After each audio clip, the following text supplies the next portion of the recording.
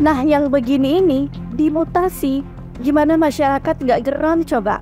Nggak habis pikir lagi sama alasan kenapa Kompol Wiramandanto ini dimutasi.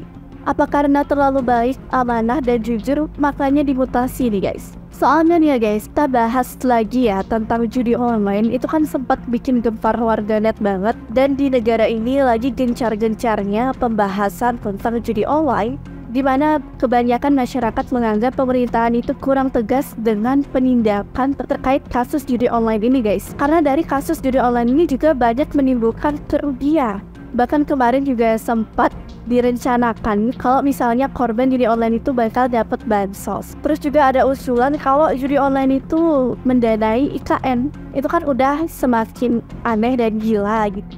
Guys, Kasat Reskrim Polresta Balerang yang disebut-sebut sebagai pemberantas judi online dimutasi. Wah, memang agak lain ya negara ini. Hello everyone, welcome back to Media Project. Seperti biasa kita akan membahas apa yang lagi viral di media sosial. Kali ini kita membahas kembali tentang kepolisian, di mana beritanya ini bikin warganet pada bingung dan makin geram. Nah jadi guys, diberitakan kalau seorang pejabat Kasat Reskrim Polresta Balerang yang bernama Kompol Wiramandanto, di mana kerjanya Kompol Dwi ini banyak yang mengagumi, dikagumi masyarakat karena memang banyak sekali menyelesaikan berbagai kasus. Apalagi Kompol Dwi ini disebut-sebut sebagai pemberantas judi online guys. Nah yang begini ini dimutasi. Gimana masyarakat nggak geram coba? Nggak habis pikir lagi sama alasan kenapa Kompol Wiramandanto ini dimutasi. Apa karena terlalu baik, amanah, dan jujur makanya dimutasi nih guys? Soalnya nih ya guys, kita bahas lagi ya tentang judi online. Itu kan sempat bikin gempar warganet banget. Dan di negara ini lagi gencar-gencarnya pembahasan tentang judi online, di mana kebanyakan masyarakat menganggap pemerintahan itu kurang tegas dengan penindakan terkait kasus judi online ini guys. Karena dari kasus judi online ini juga banyak menimbulkan kerugian. Bahkan kemarin juga sempat direncanakan kalau misalnya korban judi online itu bakal dapat bansos. Terus juga ada usulan kalau judi online itu mendanai IKN. Itu kan udah semakin aneh dan gila gitu ya. Bukannya diberantas, ini justru malah kesannya itu seperti mendukung gitu kan. Apalagi bakal dapat bansos. Itu kayak di luar nalar gitu. Nah, jadi sebelum si Kompol Dwi ini dimutasi ya dari jabatannya sebagai Kasat Reskrim, Kompol Dwi ini sempat berhasil mengungkap bongkar kasus judi online 2 bulan lalu ya, yang omsetnya itu mencapai 2 miliar per bulan. Itu udah pasti merugikan banget ya.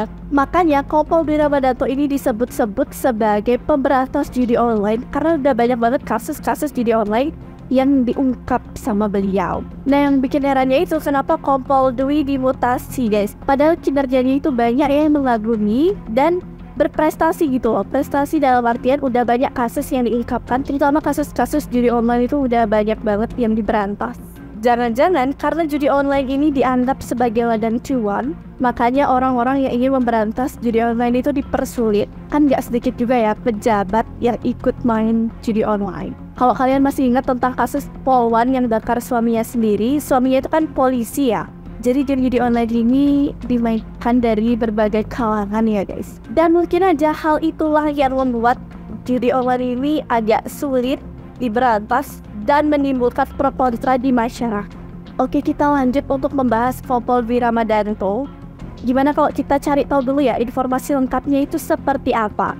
Jadi guys, dilansir dari kompas.tv, setelah 6 bulan lamanya menjabat sebagai Kasat Reskrim Polresta Barelang, Kota Batam, Kepulauan Riau dari bulan Desember 2023 hingga Juni 2024, Kompol Ermod Wiramandanto dimutasi dengan menduduki jabatan baru sebagai Kaurbinfam Spidropam Polda Kepri.